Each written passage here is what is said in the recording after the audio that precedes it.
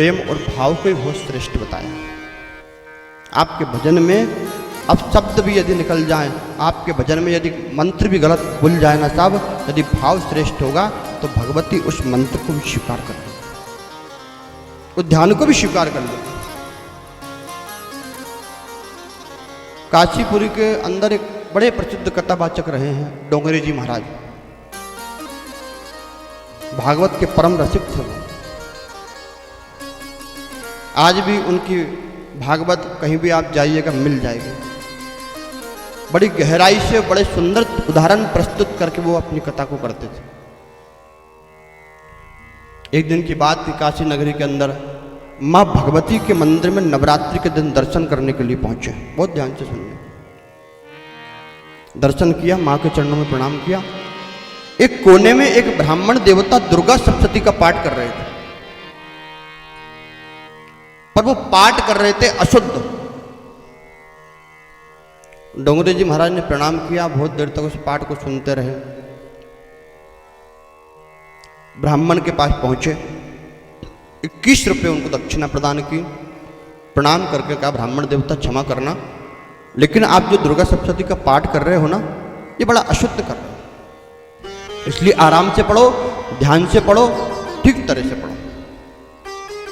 उसने भी चरणों में प्रणाम किया, बोलो ठीक है महाराज, गलती हुई है, आप जैसे महान संत ने यदि मार्गदर्शन दिया है तो बिल्कुल ध्यान से पढ़ो।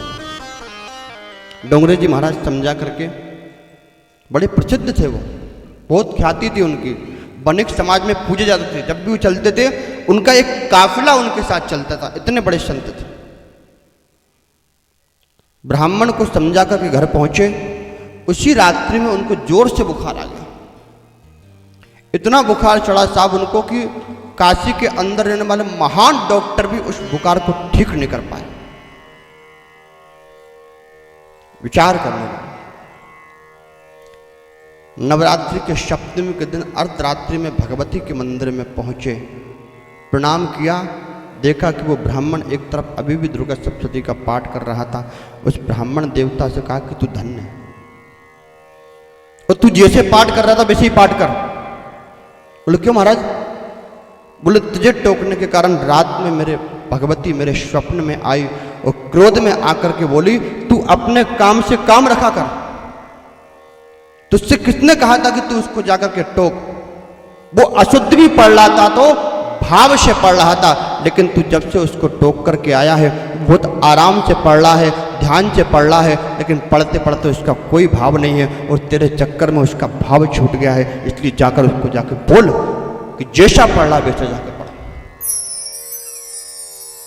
गए, चरणों में प्रणाम किया, बोले जैसे तू पढ़ रहा था पढ़। नेत्रों से आंसू आ गए कि धन्य है, नित्य प्रति भगवती को और ठाकुर जी को ढूंढता फिरता था, मिले नहीं, न जानते कौन सा पुण्य मेरे जीवन का आज उदय हो गया कि तेरे दर्शन से स्वप्न में भगवती मुझे दर्शन प्रदान कर गई। स्वप्न में दर्शन जो मिल रहा है ये केवल मात्र भाव की बात है साहब। कथा भी भाव से सुनी जाती है, कथा ज्ञान का विषय नहीं है, भगवान का सत्संग ज्ञान का विषय नहीं है। कथा तो मात्र केंद्रित की जाती है कि हाँ इस पुराण के अंदर ये कथा है, लेकिन इस कथा के साथ साथ उस कथा को सुनते सुनते हृदय में भाव लाओ। उस कथा को सुनते सुनते जो कथा का प्रसंग चल रहा है वो झांकी यदि आपके हृदय में आ जाए, समझिएगा कि आपका भाव पुष्ट हो गया है। चरणों में प्रणाम किया डोंगरे जी महाराज ने कि धन्य है तेरा जैसा ब्राह्मण कि तूने अशुद्ध पढ़ करके भी भगवत